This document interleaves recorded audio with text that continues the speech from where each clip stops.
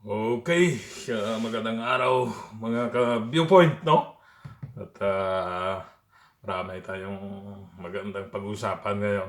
Pero bago ang lahat, thank you very much sa mga nag-subscribe, no? At mga isang linggong bakbakan. So, ngayon ulit tayo nakapag-vlog. Mayroon tayong konting oras, no? So, umiinit. So, I hope everybody is okay. So, welcome po sa bago nating episode, no? At sinisikap kong magkaroon ng update sa inyo, no? Mga dahan-dahan tayo ano, galaw-galaw.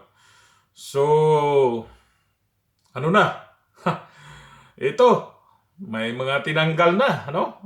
Sino na naman kayong mga tinanggal? Ito ngayon yung pag-usapan natin. Yung tayo na yung na si Vice President and the former President is no longer part of the National Security Council o tinatawag na NSC, National Security Council. So, our beloved Vice President Sara Duterte is not longer a member. The previous president also kick out na.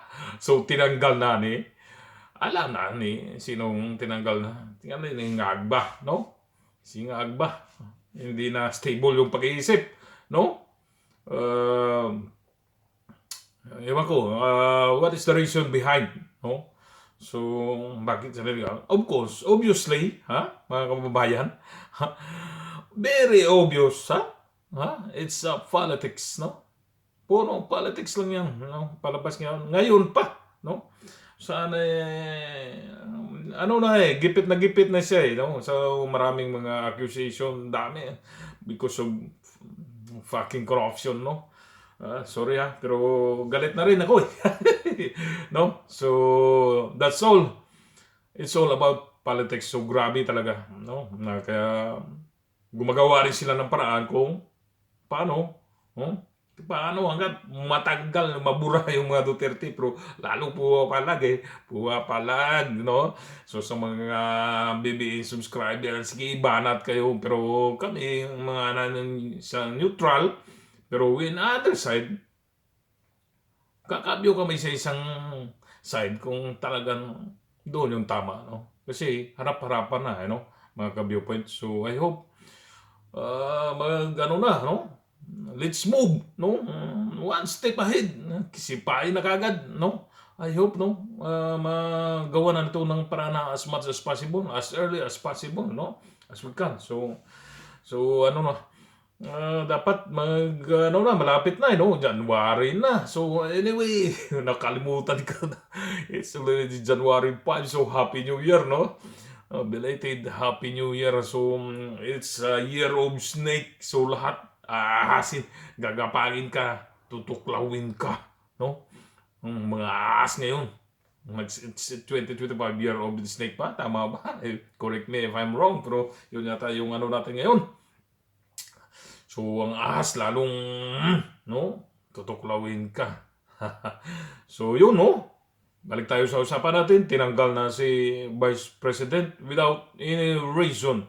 So sabi naman ng Executive Secretary natin si Bersamin, no? To have efficient and good, dapat tanggalin siya. So, ibang klase, no?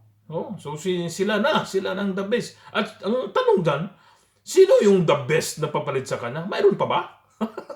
Mayroon pa ba? Mayroon pa bang bala na ipapalit sa kanila? Nako, mga gunggong, no? So, I hope magising na ang taong bayan, no? Dapat ngayon may respect si Madam, So, mayroon siyang respect ngayon. So, I just watched a while ago, no? So sabi nga niya na sa statement niya, no, na I need explanation, I need explanation and later legalize, later na notarize everything, legality na bakit tinanggal siya. So hindi lang basta-basta na magdedesisyon yung nga ba na natanggalin ka lang. So you must clear transparency and accountability. Why you kick me out? Ha? O ano, ganyan ba? Anong kasalanan ko? O, so, ayaw ko na sa'yo. Kasi ano mo ako.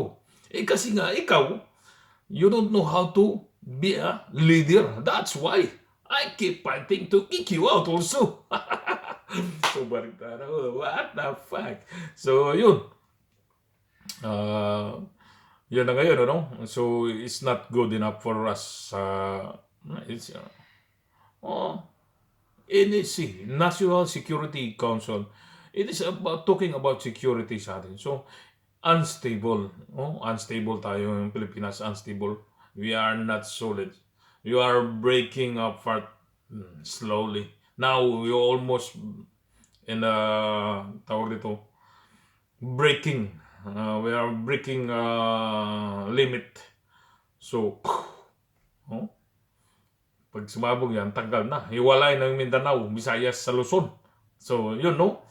So, yun lang ang nag-update ko ngayon, no? So, I hope the Filipino people will decide now.